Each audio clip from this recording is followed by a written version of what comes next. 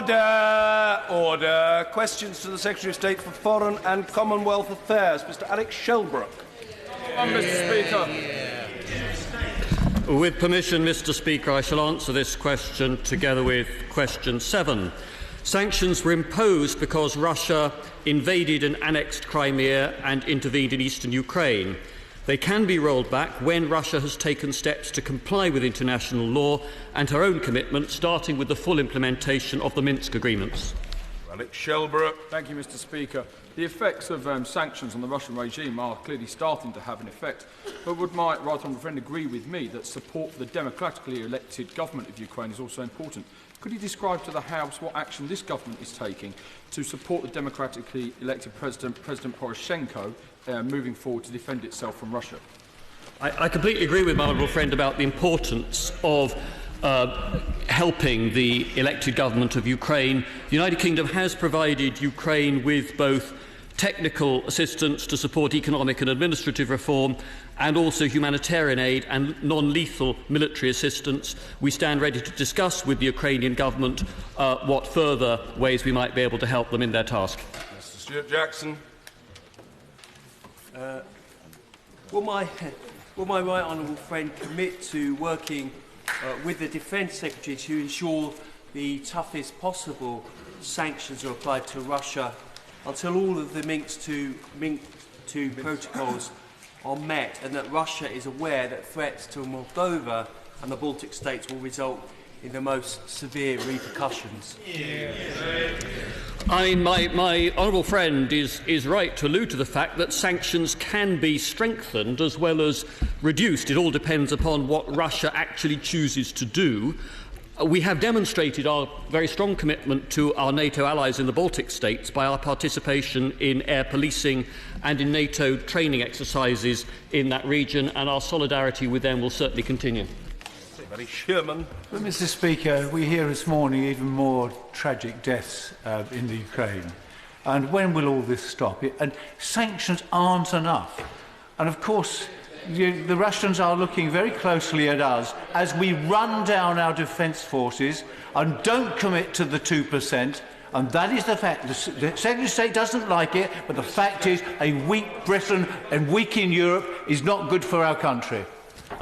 I think it's generally accepted that there is not a military solution to the conflict in eastern Ukraine. That is why we are determined to continue with the diplomatic and political path that we, together with our partners and allies, have embarked upon. We need to see the Minsk Agreements implemented in full, and in particular for the OSCE monitoring mission to be given access to the areas controlled by the separatists, something that is still not happening now. Caroline Lucas. Thank you, Mr. Speaker. I'm pleased to hear the Minister say that there's no military solution here, but over the weekend the Foreign Secretary reportedly said unnecessary provocations must be avoided when dealing with Russia. Yet when asked, he didn't rule out the placement of US nuclear missiles on UK soil. Will he take this opportunity now to rule that out very firmly? We've not been asked by the United States for such a location to take place. And if we got such a request, we'd look at it on its merits in the way that successive British governments have always done. Mr. John Barron. The Foreign Affairs Committee had evidence submitted to it that the Foreign and Commonwealth Office had no in-house Crimea experts at the time of the Russian annexation. Does the Minister agree with me that greater investment is required in our analytical capabilities? We do have an extremely talented team of analysts working to the Eastern European and Central Asian Directorate within the Foreign and Commonwealth Office. We have taken steps in the light of events in the last 18 months to strengthen the capacity of that side of the FCO. I think it's fair to say that most governments throughout the world had hoped, on the basis of the last 25 years' experience, that Russia was moving towards integration in a rules-based international order. It's clear from the actions Russia has taken in the last year that that is not something that can be guaranteed. We need to respond accordingly. Pat McFadden. Thank you, Mr. Speaker. The G7 communique agreed in Germany says, and I quote, "We stand ready to take further restrictive measures in order to increase cost to Russia should its actions so require. We expect Russia to stop trans-border support of separatist forces and to use its considerable influence over the separatists to meet the Minsk requirements in full.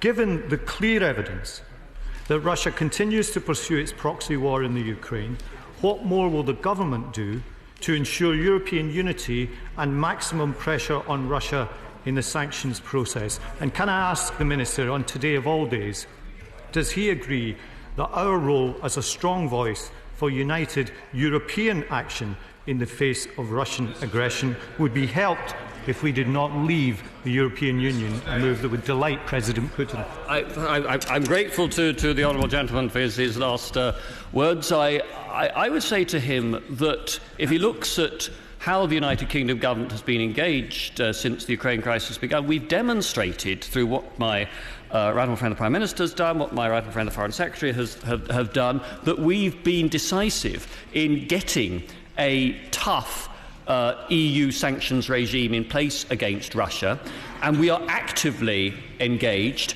in looking at contingency planning should the decision need to be taken for those sanctions to be further strengthened in response to Russia's actions. When I saw the Russian ambassador last week, I emphasised to him the need for the Minsk Agreements to be implemented in full, for the external observers to get access to all territory, and for the other elements of Minsk to be implemented.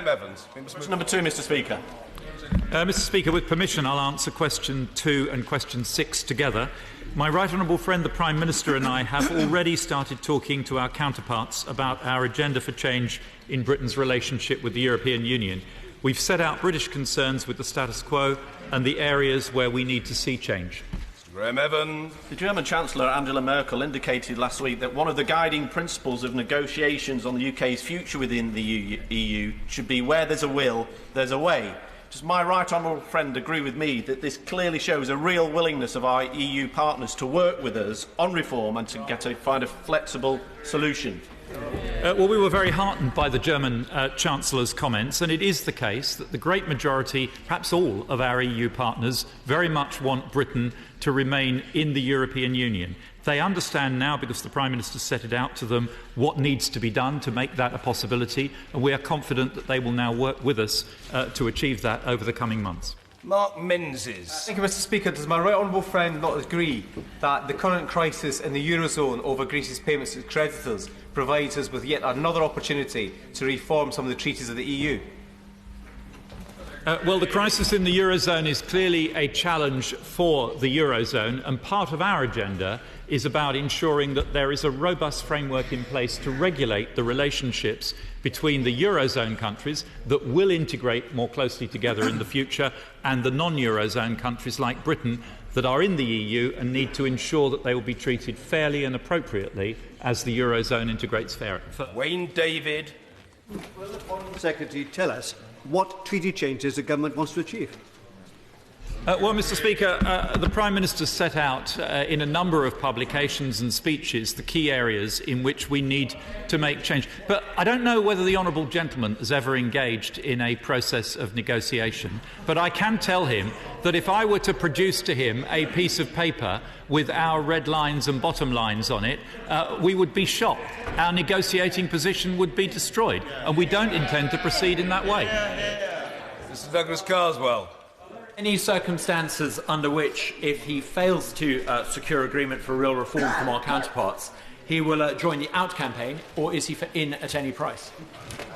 Mr. Speaker, I'm very much with the Prime Minister when he says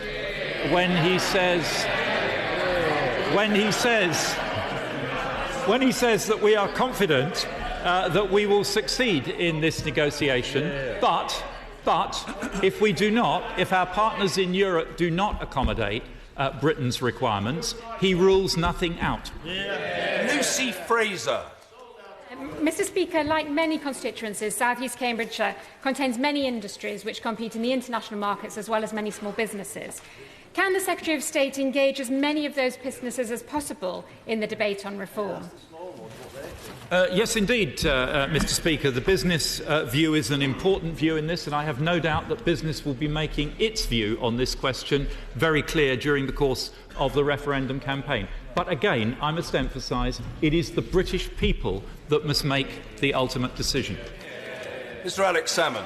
But will the government's objectives, which the Foreign Secretary won't tell us about, will they require a treaty change, no treaty change, or a deferred treaty change? Well, Mr. Speaker, the Prime Minister has been clear about the areas in which we need change, and I've set one of them out this morning. I've referred to one of them this morning. The relationship between the Eurozone and the non-Eurozone has to be one that is definitive and protected so that we can be confident that our interests will be protected in the future.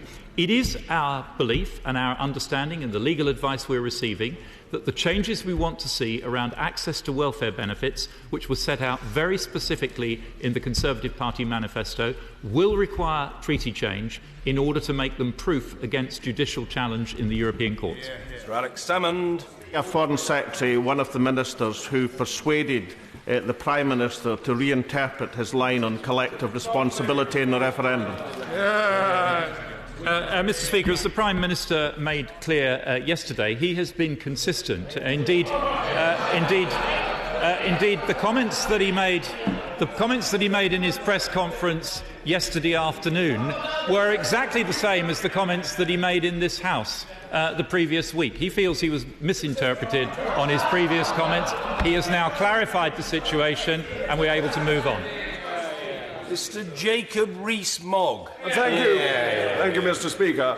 As a sign that Europe is open for reform and was willing to renegotiate, wouldn't it be sensible for Her Majesty's government to help Switzerland enforce its referendum result, getting it out of the free movement of people, as a model for British renegotiation? Well, on the contrary, Mr. Speaker, what's happening to Switzerland is an important lesson. I've heard many people outside this House and one or two inside it talking about the Norwegian model or the Swiss model, implying that it is possible to be able to partake fully in the single market without having to comply with single market rules. And of course, that is not the experience that the Norwegians or the Swiss have had. Access to the single market has a price, and the price is contributing to the EU budget, complying with all the EU's rules, and having no vote on how those rules are made.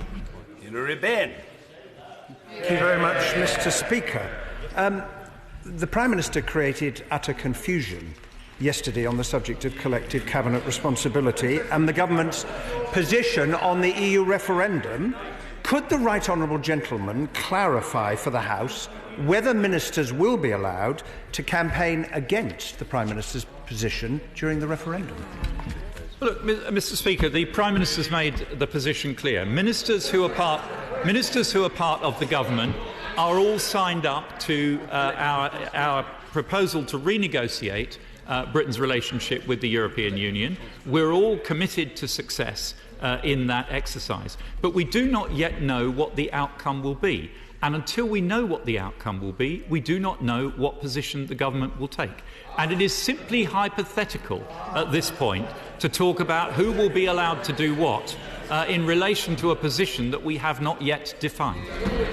Well, Mr. Speaker, the question was not about what position the government will ultimately take. It's about whether ministers will be allowed to campaign against the Prime Minister's view, whatever view he finally reaches. But having got no answer on that one, let's try another.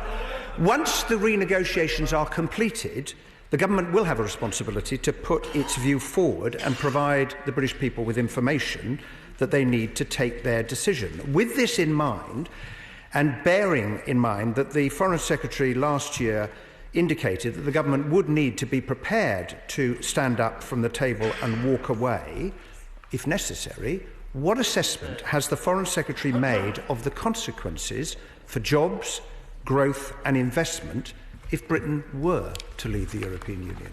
Well, Mr. Speaker, the government's position on this is very clear. We believe that Britain will be better off in a reformed European Union. The British economy clearly benefits from access to a single market of 500 million people. But this is a democracy. And we are very clear that there are areas of the way the European Union operates which have become unacceptable to the British people. And we need to get reform in those areas in order to have the continued consent of the British people for our membership and thus access to that vital single market. Wheeler. Question number 3, Mr. Speaker. Mr Speaker, I attended a meeting of ministers from the Counter-ISIL Coalition Core Group in Paris a week ago today. We discussed recent events in Iraq and Syria and progress in pushing back ISIL in Iraq since last summer.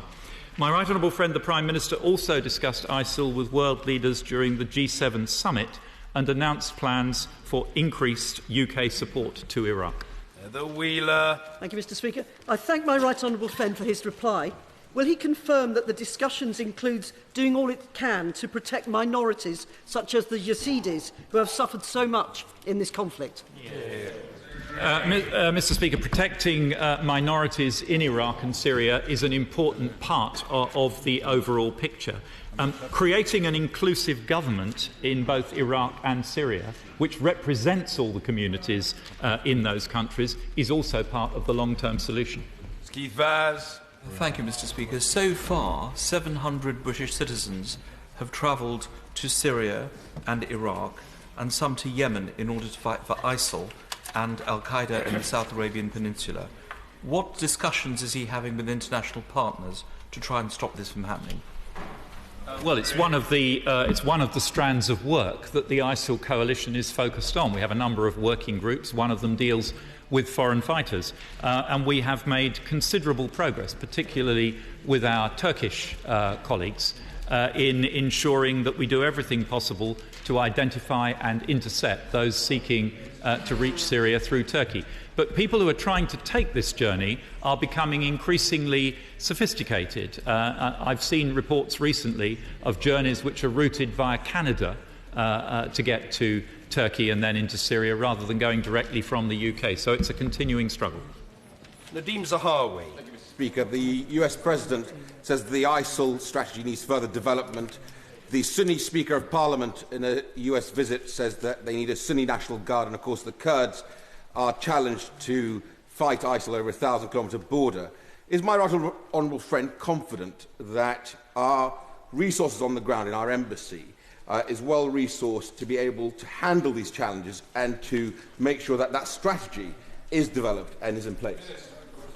I can tell my honourable friend that we have surged our political support to our embassy in Baghdad and our Consulate General in Erbil, with a number of additional Foreign Office personnel being moved out there. But he's absolutely right that there's a need for a political initiative to address the alienation of the Sunni community. That does involve the creation of a National Guard. It does involve a repeal of the de-Baathification laws in order to allow Sunnis to participate fully in the Iraqi state. Gary McCarthy.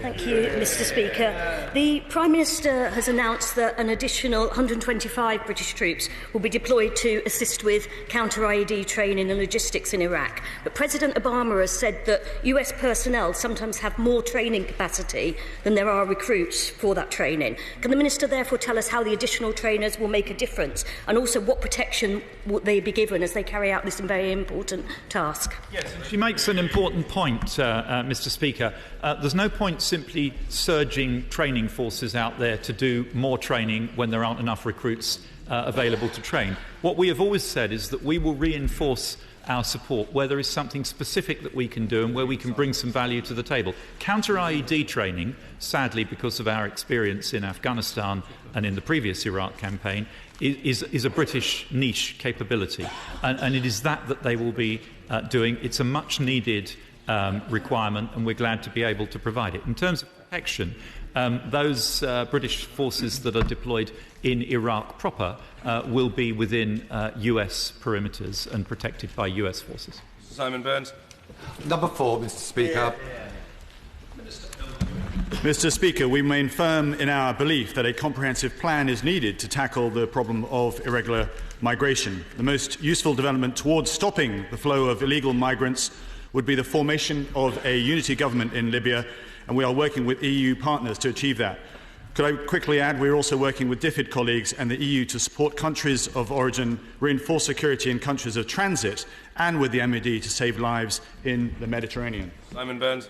Would my honourable friend agree that the instability in Libya at the moment is meaning that their borders are not being properly policed, and, as he says, that if the warring parties could get a ceasefire and form a unity government, it would help to be able to tighten up the borders and stop the tide of economic migration to southern Europe. Mr. Speaker, my right honourable friend makes an important point. Whilst the maritime component is taking much the highest profile, it is the transition of the trafficking operations that need to be stopped. Parties, stakeholders in Libya are coming together in Morocco. In fact, the conversation started yesterday under UN envoy Bernardino Leon, and we hope that they are finally successful. Mark Hendrick. Mr. Speaker, the problems in Libya are obviously stemming from much further away than Libya itself, so stabilisation of Libya is not a solution to the problem. Could I say, what can the government do to actually make sure that people haven't got the need to flee to southern Europe, because that is the root of the problem? Well, he's right in part, but as has been pointed out, it isn't simply, as I just mentioned, it isn't simply the transition issues which are important. There's a maritime component which we're working with on Operation Triton, and there's also the source of the countries as well. So there's three parts to this solution. But if Libya is able to provide that stability that's needed to provide its own security, then yes, the trafficking operations can be curtailed. Mr. Keith Simpson. Thank you, Mr. Speaker. Can my honourable friend say whether his department has been able to assess from intelligence exactly who is behind the trafficking? Because if we can only prevent the trafficking and the individuals who are making a lot of money, then this will dry up the problem. Yeah. My right honourable friend makes an absolutely important point, and as I say, this is the aspects of tackling this are complex. It is important that we understand what is happening in the source countries, notably Nigeria and Somalia. We're working with our different colleagues to make sure this happens. But it's worth pointing out, Mr. Speaker, that these traffickers, who are terrorist organisations and they're also criminals, are highly organised. They're charging about $1,000 a seat to make the journey from Africa to Europe, and we must make sure that this stops. Mr. Angus Brendan McNeill. Mr. Speaker. Will you also look to the humanity of those escaping places like Libya, rather than be solely driven by Daily Mail-style quotas? And just how will he decide between economic migrants and those refugees who are actually seeking refuge?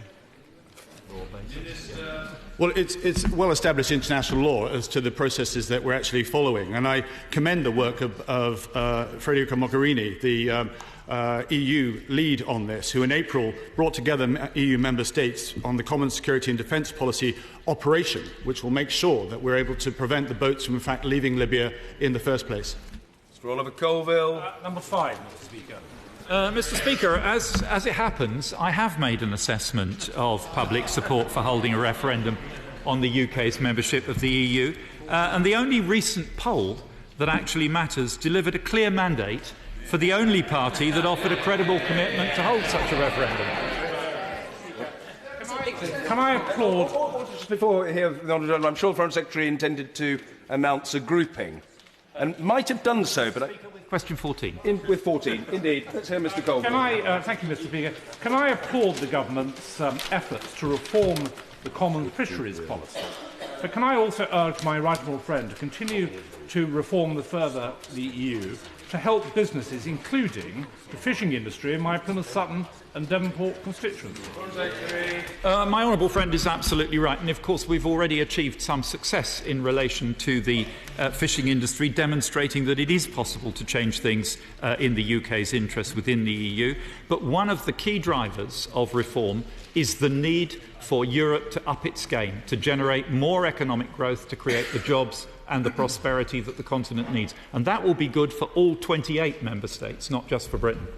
Crispin Blunt. The opportunity presented by the referendum to resolve this profound choice over our role in the world for at least a generation will be wasted if the process is seen as a fix in favour of the establishment side of the argument. Will he ensure that he supports and enables independent analysis of the costs and benefits of the choice to be presented to the British people by the committees of this House, and that both sides of the argument in the referendum will be treated and funded fairly? Yes, Mr. Speaker, both sides of the argument in the referendum will be treated and funded fairly, and I shall have more to say about that in the second reading debate later today. In relation to committees of the House, of course, my department always seeks to cooperate with committees in any way it can. Joe Cox. The previous government carried out a detailed assessment of what the European Union has delivered for the people of the United Kingdom, known as the Balance of Competences Review. Yet all has gone quiet, and I wondered whether the Right Honourable Gentleman would let me know when his government will come forward with an overview of all 32 reports to show the British people what the European Union has delivered and help inform the debate.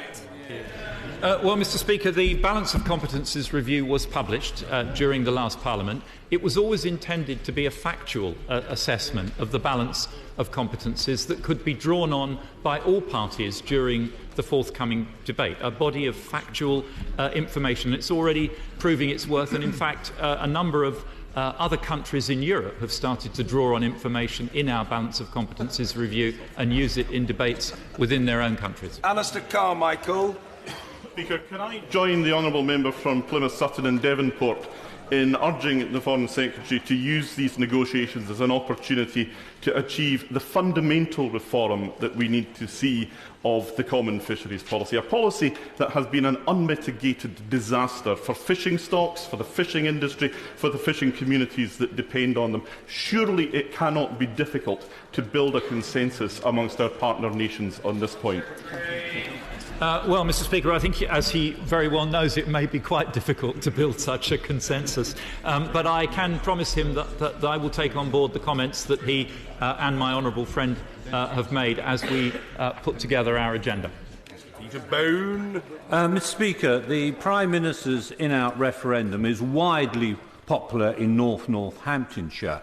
But as my honourable friend from Reigate said, it needs to be a fair referendum if the result is to be accepted by the nation. So could the Foreign Secretary confirm that the government will not seek to campaign and that there will be a purdah period during the referendum?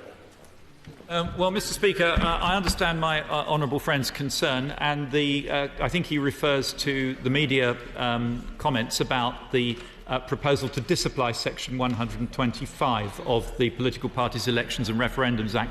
I can say to him that I will have more to say about that, including a detailed explanation during the second reading speech later on today, and I hope that I will be able to satisfy his concerns then. Mr. Peter Grant. Thank you, Mr. Speaker, for calling me to speak for the first time in this chamber. Would the Right Honourable Gentleman tell us, as part of his assessment of public support for holding a referendum, what discussions has he had with all parties in Scotland about the massive public support there now is for extending the franchise in that referendum to 16 and 17-year-olds, who will, after all, be the people who have to live longest with whatever the result might be? Brilliant. Well, Mr. Speaker, our position is that the appropriate franchise for an issue which is a United Kingdom question about the future of the whole country, is the Westminster franchise. Now, I know there will be people in this House who think we should review the scope of the Westminster franchise, and that's another debate. But we're very clear that it should be the Westminster franchise, and it would not be appropriate as an exception at this referendum to include 16 and 17-year-olds. Mrs. Maria Miller. Mr. Speaker, many constituents in Basingstoke have expressed their support for a referendum on our future membership of the EU. Particularly local businesses are keen for that to happen sooner rather than later. What assessment has the Foreign Secretary made of holding the referendum sooner, perhaps even in 2016, rather than waiting to 2017, as is indicated in the legislation, as the Right Honourable Lady will know, sets the 31st of December 2017 as the latest possible date for the referendum. But the Prime Minister has made clear that we don't intend to wait until the end of 2017. We will hold the referendum as soon as we are ready to do so. So the ball will be firmly in the court of our EU partners. If they embrace our agenda with enthusiasm and facilitate a rapid move forward, we may be able to get to a position where a referendum in 2016 is possible. Nigel Dodds. Given on the issue of timing, given the importance of this question for the country as a whole, will he have regard to the respect agenda for the devolved countries of the United Kingdom and guarantee that this referendum will not be held on the same day as the elections to the Scottish Parliament, the Welsh Assembly or the Northern Ireland Assembly, in line with the Electoral Commission's recommendation? Well, Mr. Speaker, I am of course aware of the feeling on this issue within the devolved administrations, but we intend to maintain maximum flexibility on the face of the bill, and I shall explain why in the debate that follows. Mark Durkan. Question 8, Mr. Speaker. Mr. Speaker, my honourable friend, the Minister for Africa, has called on all parties to end the violence and respect the principles of the Arusha Agreement. He repeated these calls when he spoke to the Burundian Foreign Minister on the 28th of May. Durkan. I thank the Minister for the answer. He and certainly the Africa Minister will be aware that only this week civil society representatives have called for the replacement of the UN Special Envoy, who's meant to be mediating the dialogue. We also have the Burundi Electoral Commission's own legitimacy being questioned, and it has now scrambled dates for an election in circumstances that are particularly adverse, with repression still at play, refugees not able to return, and armed youth groups not disarming. What will the African Minister's message be at the African Union meeting to international partners as well as to the Burundi government? Well, we do need to focus on the Arusha Agreement, and the UK government is extremely concerned about the instability in Burundi, which my honourable friend articulates, and is working actively within the region and the African Union and indeed the international community to resolve this crisis. Sir Stephen Phillips. Thank you very much, Mr. Speaker. The instability is principally being caused, of course, by President Nkurunziza's desire to avoid the constitutional term limits. And that threatens not only Burundi but also the region as a whole. What discussions has my honourable friend had with ministers in other neighbouring countries about their attitude towards this extension to the constitutional term limits? Well, firstly, Mr. Speaker, could I acknowledge my honourable friend's interest and understanding of this part of the world? And he's absolutely right that there needs to be a regional solution to this. And he's also right to say that the future stability involves President Nkurunziza stepping down, and a political solution in line with the Arusha principles, I believe, is the only way forward. Stephen Twigg. The situation in Burundi reminds us of the risk of mass atrocities and the need for the international system to be more effective in preventing them and responding to them. What is the attitude of the Foreign Office to the French initiative, which proposes veto restraint by the permanent 5 members of the United Nations in cases where mass atrocities might apply? Well, he's absolutely right to illustrate that it isn't just Burundi, but it's what is happening in neighbouring next door in Rwanda and also in the Democratic Republic of the Congo, which is why we're putting extra effort in to see what we can do to work with our partners, and that includes the French as well. Richard.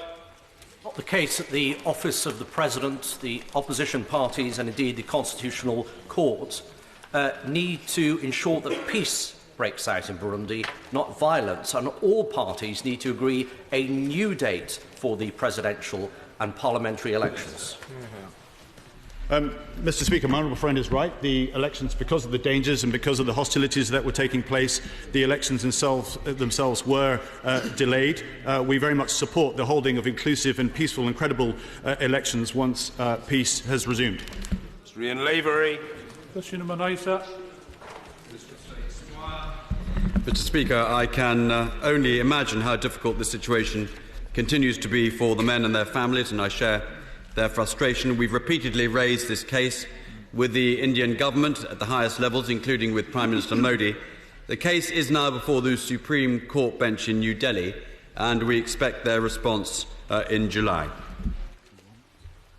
Thank you, Mr. Speaker. There's been meeting after meeting, discussion after discussion with the government and the authorities in India. Yet Nick Dunn, my constituent, and 4 other former British soldiers are still being detained in India. They're innocent people. What more can the Minister and the government do to ensure that these people are returned to the UK as soon as practically possible? And can he give the families a glimmer of hope, for goodness sake? Well, the honourable gentleman is right to continue to campaign for his constituents. The basic fact is we simply cannot just ignore the Indian judicial process, although we are frustrated at the pace of progress.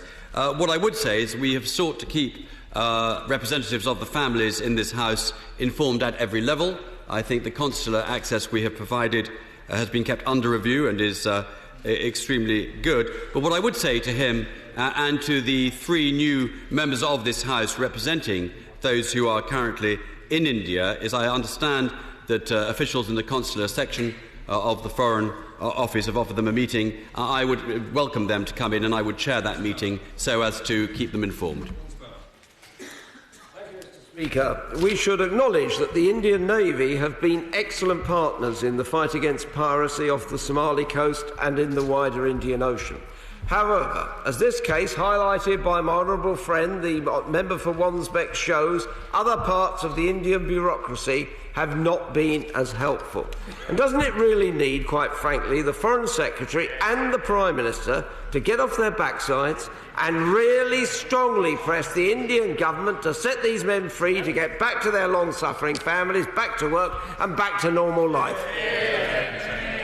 I think the honourable gentleman is letting himself down both by the content and the tone of his question. I'm not sure what the relevance to the Indian Navy is to this particular case. Anyway, I would point out that my right honourable friend, the member for Witney, the Prime Minister, has raised this with Prime Minister Modi in November last year, as did my right honourable friend, the member for Runnymede and Weybridge, the Foreign Secretary, when he met his counterpart in March. Perhaps when the gentleman's own party can decide who is going to lead it, that person in turn could make their representations felt, and we look forward to that date as well. Mr. Jenrick. Number 10, Mr. Speaker. Mr. Speaker, given the volatile situation in Syria, it's very difficult to ascertain exactly the number of British nationals that might be fighting with militia groups, either in militia groups or indeed for ISIL, as the risks being that risk being inaccurate. I would say, Mr. Speaker, that we advise against all travel to Syria and parts of Iraq and do not want British nationals taking part in the conflict on either side. There are ways to support the Syrian people more effectively and get aid to where it's most needed. Thank you. A young and quite vulnerable Newark man with autism has recently been recruited to fight with the Kurdish Peshmerga through their foreign legion, the Lions of Rojava, who recruit somewhat indiscriminately through Facebook and a website. Whilst we all stand shoulder to shoulder with the brave Peshmerga, will the Minister urge the Kurdish government to exercise greater caution and particularly to review these websites? Thank you.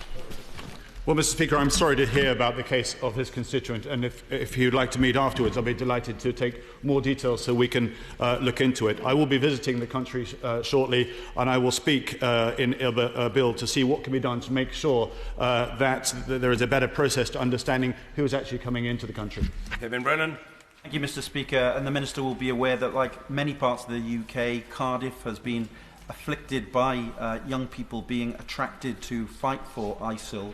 What steps can he tell us that the Foreign Office is taking with the Turkish authorities to help close that route through into this part of the world?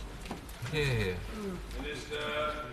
honourable gentleman raised an absolutely important point, and my right honourable friend, the Foreign Secretary, articulated the meeting that took place last week in Paris, where 20 of the 60 nations came together to work on the 5 key themes, one of which is the countering the movement of foreign fighters, and that includes the sharing of information between countries, which includes Turkey as well. Mr. Speaker. Mr. Speaker, we do see merit in a balanced UN Security Council resolution at the right moment, setting out parameters for a political settlement.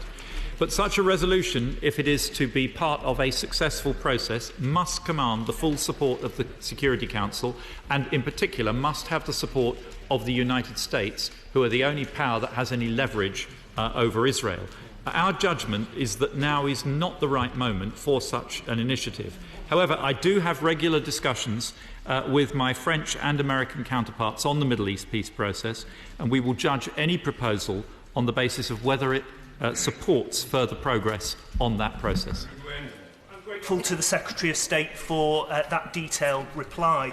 But given that Monsieur Fabius is going to visit Israel and the Palestinian territories at the end of this month to push for that United Nations Security Council resolution to revive the peace talks between the two sides, what more can the Secretary of State do to convince the United States of America and his EU counterparts as well, that actually now it is absolutely crucial to get Israel and the Palestinians round the table again?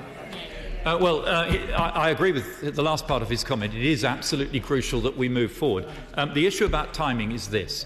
Until we have resolved the nuclear negotiation with Iran, which is an extremely sensitive issue in the Middle East, including with Israel, our judgment is that we would be throwing away an opportunity to play an important card in the Middle East peace process. We need to get the Iran thing dealt with first, and then we need to press the US administration to deliver on the commitment that they have repeatedly made to us, that after the Israeli elections and the Israeli government is formed, there would be a new American-led initiative. Extreme brevity is now required. Mr David Burrows. What has been the impact of the unilateral action last October by Sweden to recognise the state of Palestine?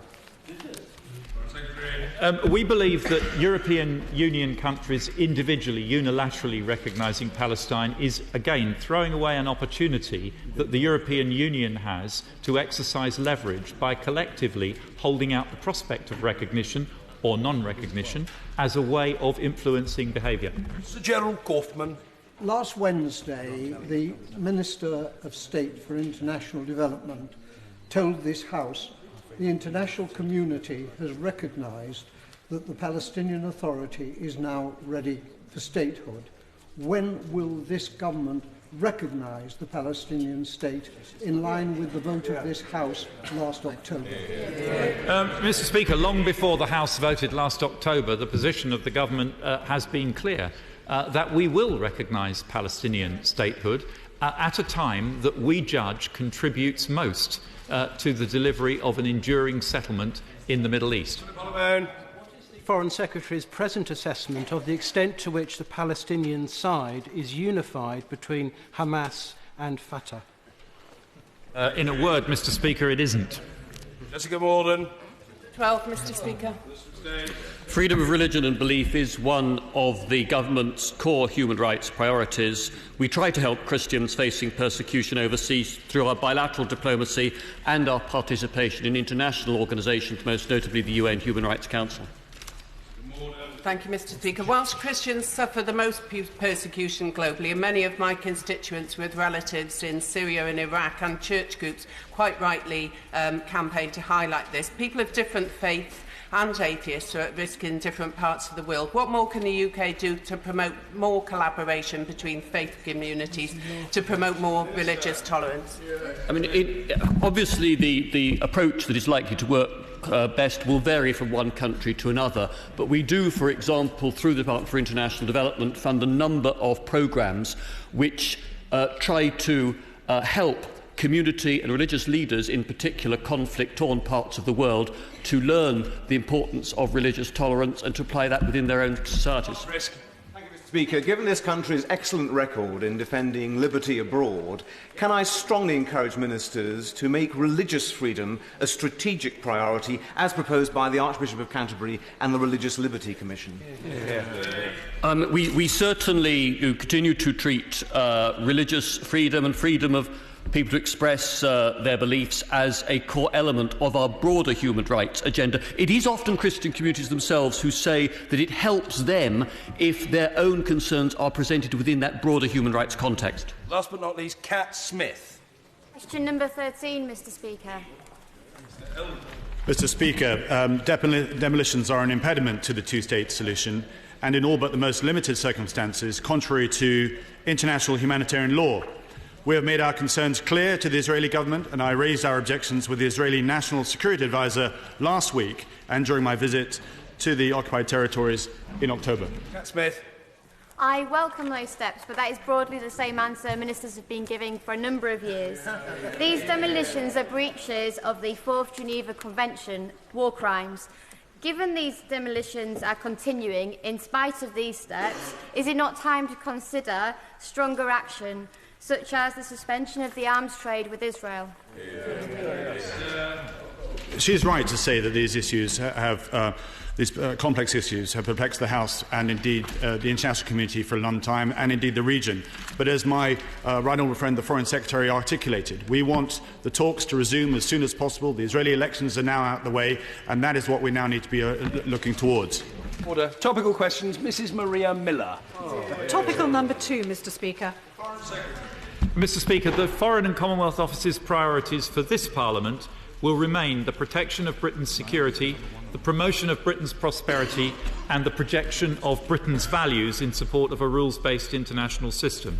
The 3 key immediate challenges on which I am focused are the struggle against violent extremist Islamism in all its forms, the containment of Russia's aggressive doctrine of asymmetric warfare and her incursion in Ukraine, and the renegotiation of Britain's relationship with the European Union. Maria Miller. Can I thank the Foreign Secretary for his response? The illegal sale of antiquities is not only a crime, it also provides significant funding for organisations like ISIL. Can the Foreign Secretary confirm Britain supports the International Committee of Museums' updated Red List, which classifies endangered archaeological objects and works of art to help prevent their illegal sale and export? Mr. Speaker, I'm grateful for my right honourable friend's interest in this area, and in an effort to remove connections to past civilisations, ISIL is indeed tearing down ancient monuments and selling them on the black market. The International Committees of Museums, that she refers to, the Red List, will help tackle illegal sales, and the government very much supports it. Thank you very much, Mr. Speaker. As more and more people try to make the perilous boat journey across the Mediterranean, the dedicated men and women of HMS Bulwark are having to rescue an ever-increasing number of desperate people in very difficult circumstances. Given that around 500,000 people are now gathering in Libya, does the Foreign Secretary think that there is currently sufficient capacity in the EU maritime force to cope with this crisis? Well, Mr. Speaker, first of all, let me join with the honourable gentleman in the right honourable gentleman in recognising the heroic work that the crew of Bulwark, in particular, are doing. They've just landed another 1,200 migrants, bringing to well over 2,000 the total of people plucked from the sea by that one single vessel. I think the best criterion by which to judge the answer to his question is the number of deaths. And although we can't be certain, we believe that since the naval force has been deployed into the Mediterranean, the number of migrants' lives being lost at sea has declined to close to 0. And I think that means that the scale of the operation is, for the moment, adequate. Mark Pritchard. Mr. Speaker. Back to Africa. The people of Africa are not the problem. The resources of Africa are not the problem, but so often the governance of African countries is the problem. With that in mind, does the Minister agree with me that next year in the Democratic Republic of Congo it's absolutely vital there is a peaceful transition and the Constitution is respected and upheld? Mr. Speaker, he's absolutely right to say this is actually not too dissimilar situations we find in Burundi, where we have a constitution which should be recognised and should be honoured, and we expect President Kabila to do the same. And until that actually happens, then unfortunately we will get further instability. Bill Esterson. Does the Foreign Secretary agree that leaving the EU will damage our economy, undermine business and have devastating consequences for the living standards of people in this country? And will he remind his own party of those facts? Well, Mr. Speaker, what I have no doubt about is that having access to the single market contributes significantly to our economy. But we live in a democracy, and the honourable gentleman would have to be blind, deaf and dumb, although perhaps some of his former colleagues were blind, deaf and dumb in the run-up to the general election. He'd have to be blind, deaf and dumb not to recognise that there is very considerable concern among the British public about some aspects of our membership of the European Union. What we have a mandate to do is sit down with our partners and negotiate to see if we can deal with some of the problems that most agitate British public opinion while retaining the benefits of access to the single market. Mr. Simon Burns. Yes. Would my honourable friend agree that since the Arab Spring there have been genuine improvements in North Africa, but what can he suggest can be done to further those improvements through bilateral investment? Mr. Speaker, my right honourable friend is absolutely right. Following the Arab Spring, we've seen huge advances in this particular area of Africa, in governance, prosperity and indeed stability. I was able to visit the region of North Africa 2 weeks ago, and I hope to be returning in November with trade missions in order to take British companies to that part of Africa to promote the prosperity agenda. Louise Haigh. Mr. Speaker, yesterday Nobel Peace Prize winner Malala Yousafzai called on world leaders to halt the inhuman persecution of Burma's Muslim minority Rohingya people. It is time for the international community to back up its words with action. Will the Minister unequivocally condemn the Myanmar leadership and tell the House what steps he is taking to secure equal rights and opportunities for the Rohingya? The Honourable Lady would have had an opportunity to take part in the adjournment debate we had last week on the 4th of June on the whole issue of the Rohingya people and Rakhine, and if she reads the Hansard report, she will see that this government has been right at the forefront of urging the government of Burma to treat the Rohingya people in the way to which they are entitled. Lumley. Thank you, Mr. Speaker. Am I right to my friend be aware of the grave concerns about the political situation in the Maldives and the imprisoning of former President Nasheed? Can you update the House on the work being done by the international community on to make sure the current government, that democracy and the rule of law are upheld? I applaud the Honourable Lady, my honourable friend's continuing support for President Nasheed and the situation in the Maldives. I've raised these concerns a number of times with the Maldives government, most recently with the Foreign Minister Dunya Mamoon on the 28th of May. There was a European Parliament resolution tabled by Charles Tannock on the Maldives in April, and a joint resolution was formed by all 7 political groups and was overwhelmingly supported by the Chamber. We also continue to work with our Commonwealth partners and through the Secretariat. Ireland. Thank you, Mr. Speaker. I was pleased to represent the all-party group for the worldwide abolition of the death penalty to Suriname. Will the ministerial team welcome the fact that Suriname has become the latest country in the world to abolish? But does that contrast with the fact that Saudi Arabia has just advertised for 8 executioners? And what are they going to do to lobby this supposed ally of the UK? Well, Mr. Speaker, I do welcome the news from Suriname. It's a slow process, but there is progress being made.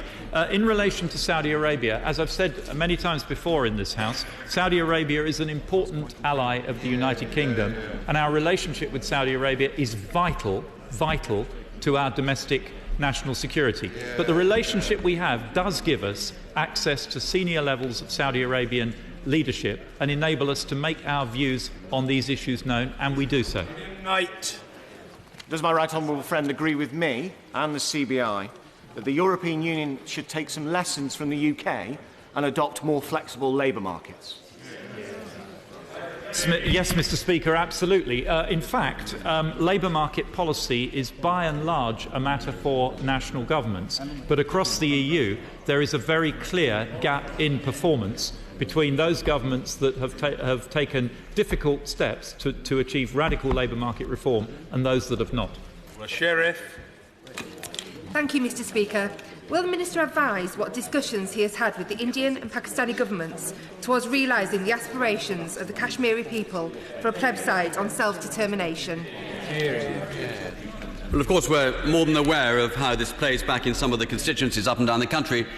We continue to have these discussions with both the Indian and the Pakistani governments, but ultimately this is a situation that needs to be resolved by both those two governments. Mr. Eric Pickles.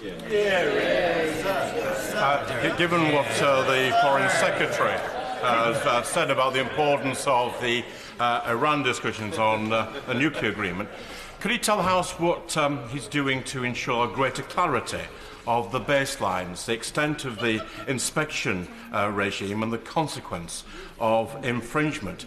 And given that the agreement will allow advanced centrifuge, maybe that will arrive a little earlier, the infringements, than we might have anticipated. A question worthy of a night. My apologies to Sir Eric. Grateful. For a second. Mr. Speaker, we are working intensively with our E3+3 partners and Iran to conclude the nuclear agreement that we set out in principle in Lausanne a couple of months ago. It is essential that the International Atomic Energy Agency, as part of this agreement, is able to verify all of Iran's nuclear related commitments, including through access to all relevant locations. We're not going to do a bad deal with Iran, and proper access is central to the deal we agreed in Lausanne and has to be delivered. David Winnick. Having spoken to his own backbenchers, apparently, about the EU and the referendum, can he provide any information about the number of likely Tory Eurosceptics who will be described by the Prime Minister in the same way that John Major described his Eurosceptics, one of who, of course, remains in the Cabinet? Well, Mr. Speaker, I think I can tell the House that my right honourable friend, the Prime Minister, would never describe any of his honourable and right honourable colleagues in such terms. And we look forward to a robust debate in this House and outside it on this issue. Mr. Richard Graham. Mr. Speaker, the Burmese government have often given the impression that the Rohingya people are not really Burmese. But would my honourable friend, the Minister for Asia, confirm that the Foreign Office has in fact seen a map from the 18th century which confirms very clearly that the Rohingya people were part of Burma at that time, and that this has been shared with the Burmese government? Well, my honourable friend is absolutely right. We have got these charts which we have actually shared with the Burmese government, which certainly does show very clearly there were Muslims, as they were described in the ledger, going right back, I think, to the 18th century. And it is absolutely certain, as far as we are concerned, that Rohingya have been in Rakhine for many, many years, of course mixed in with probably more recent arrivals from Chittagong, the Chittagong area, in Bangladesh. But clearly there have been an element, a significant element of these people in Burma for a significant amount of time. And Chloe. The Saudi blogger Raif Badawi is likely to be flogged again this Friday. A brutal flogging. The Minister can boast about our special relationship with Saudi Arabia, but really, is there not some hypocrisy at the heart of British foreign policy, where we continue to sell the largest amount of arms to Saudi Arabia? Well, Mr. Speaker, I prefer to focus on the practical steps that now need to be taken. I have raised this issue of Mr. Badawi with the most senior levels of the Saudi leadership before, and the judicial process has now been completed. That is not the end of the story, because as in many such countries, there is an executive power of clemency and commutation, and we are urgently seeking to make contact with our most senior interlocutors today to talk to them about how that power will be exercised. And it will be my intention to ensure certainly that nothing happens on Friday, and I hope that nothing happens at all. Julian Lewis. Does the Secretary of State share my relief that the Turkish people have, for the time being at least, called a halt to the creeping Islamisation of their country? And what assessment has he made of political stability in that important NATO ally? Well, Mr. Speaker, I think the fact that there was a turnout of no less than 86% for the Turkish parliamentary election demonstrates the vigour of Turkish democracy. We're looking forward to working with the new government once it is formed, as there are many important political, economic and strategic interests which the UK and Turkey share. Ian Austin. Thank you, Mr. Speaker. It's very important that there isn't a nuclear deal with Iran made at any price, and the P5+1 must stand firm if Iran won't accept any time inspections of all suspect sites or come clean on possible military dimensions of the nuclear programme as suspected by the IAEA. But shouldn't Britain and the P5+1 engage much more closely with Arab states and Israel, who share concerns about an agreement which in a few years would allow Iran to greatly expand its nuclear programme? Well, Mr. Speaker, perhaps for the first time, I agree entirely with the honourable gentleman. Look, the reality is the alternative to an agreement which will restrict Iran's development of civil nuclear capabilities, enrichment capabilities for a period of perhaps 20 years, is no deal and a free-for-all. But we have got to get this agreement right, and we have got to carry the Gulf states and Israel with us. And the meeting at Camp David that the US President hosted with the GCC countries was part of a process to reassure allies in the Gulf of our commitment to their security. Mr. John Barron. A year ago, the then Foreign Secretary announced the good news that the British Embassy in Tehran would reopen following its closure in 2011. Given it's still closed, could we have an update as to progress? Yes, Mr. Speaker. I think I've told the House before there are two issues that we are trying to deal with in order to reopen the embassy. One is around the visa regime and the handling of Iranian overstayers in the UK, how we deal with that. And the other is around the importation of communications equipment that we need to import uninspected by the Iranians in order to be able to safely operate our embassy. And until we've resolved those two issues, we really can't make progress. Last but not least, Andy Slaughter. Speaker, many people, most of all Shakarama's family, we're pleased the Prime Minister raised his case again with President Obama this week, but dismayed that nothing has happened since the President told the Prime Minister in January it was a priority. Given he was cleared by 6 national security agencies in 2009 for release, will that process have to be gone through again? If the Minister doesn't know the answer to that question, could he seek that answer from the US authorities so that he can be returned to his family in the UK? Mr. Speaker, we continue to raise the issue of Sheikh Arma with the US authorities at every opportunity. As I think he knows, it is the Defence Secretary within the US system that now has this file on his desk, and there's been a recent change in the occupant of that position. We do continue to press the US to make progress and make good on the commitment that President Obama made to the Prime Minister last year.